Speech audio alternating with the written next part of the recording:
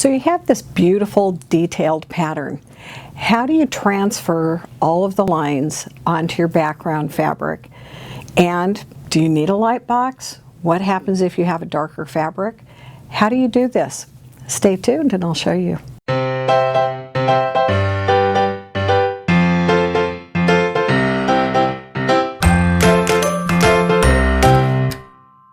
Hi, I'm Annie Smith, and I'm here today to share with you how I create beautiful applique using patterns, which also corresponds with the Ultimate Applique Reference Tool. I'd like to show you how I prepare the background fabrics in preparation for adding all of the beautiful applique. So first I start with the pattern, which is a line drawing of the design that I'm going to be creating in applique. From this point, I've chosen what my background fabrics are going to be and what the fabrics are going to be for the quilt itself. And so I want to show you two different ways of marking the placement lines for your applique. One with a light fabric where you can see the pattern through it and how easy that is. But what do you do when you're working in solid black, which I do a lot. As a matter of fact, you can see the applique behind me that's on the solid black. So there's a little bit of a nuance to it, but it's super easy, and I'll show you how. So what I have is my background fabric, which is about the size of a fat quarter, on top of my line drawing.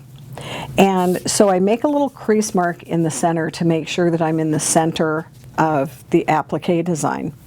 And then I'm going to go out. I think you can see, I can see the pattern through my fabric. And so what I am going to do is find out where my stems are.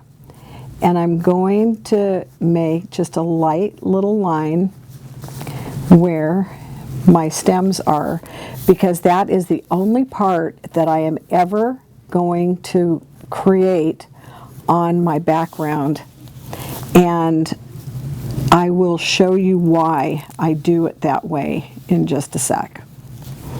I just want to make sure that I have all of my stems, and so I'll pull my fabric up so I can make sure that I'm seeing exactly where I need to be going, because you don't want to put any unnecessary placement lines on your background fabric, because as you lay down the fusible pieces, any lines that are made on your background that are pressed become permanent on your background.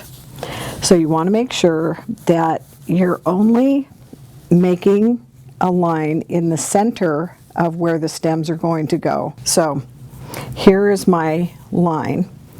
So I'm not actually drawing both sides of the line, which would be the thickness of my stem, because what happens if my stem gets moved a little bit, or I need to move it to make all of the design come out exactly as it should, there's no way to remove the markings off of your background, especially if you have made them permanent by ironing or pressing over them. And so I'm very careful about what I mark, and I do use a Roxanne chalk pencil. And so this is not lead, it's chalk. And so if I make a mistake and I mark something that is not a part of the stem, I can take an eraser and erase it off. So I prefer not to use lead, because lead is really not very forgiving when it comes to fabric, and the markings just stay. So when I make sure that I have all of my markings on my top, I'm going to slide the pattern out so you can see now where my markings are and not have the ghost of the pattern underneath it. And so this is where my stem pieces are going to be basted in place. And again, I'll show you when I design the entire block the reason why I don't mark every part of the design on my background. Next, I'll show you how to do this on black fabric.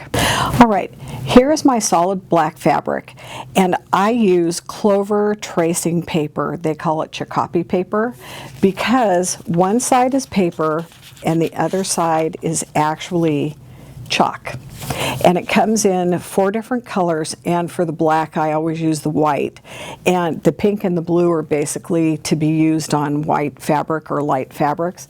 But I really only use this technique when I'm transferring the pattern markings onto a piece of solid black background. So what you have to do is put your fabric down first and then open up the paper.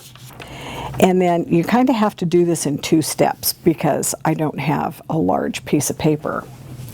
And then you take the pattern and you lay the pattern on top of your background piece. So I have the pattern and the Chicopee paper on top of my black fabric. And then I will take this little tracing wheel, which is a dressmaking tracing wheel, and I start where my stem is and I just roll it around, and you can see the little dots, the impressions from the wheel that are showing up on the stem. And then I'll go up here and I'll do the same thing. You have to make sure when you put your tracing paper down that you put the chalk side down, because if you put the chalk side up, you're only going to be making impressions on the back side of your pattern. But here's the magic. There you go. So that's how you mark a black background so that you can baste your stems in place in preparation for creating your entire fused piece. And so see, it's just that simple. Of course, if you have a light box, you can always use a light box for lighter fabrics, or just tape your pattern to a window in your home and then tape your fabric over it to be able to see through the pattern and trace on your lines. But the very best way always to mark a black background is to use the chalk paper and a wheel, because even with a light box or the window, you're still not going to be able to see the pattern through the solid black. And so now you're one step ahead in building an applique block.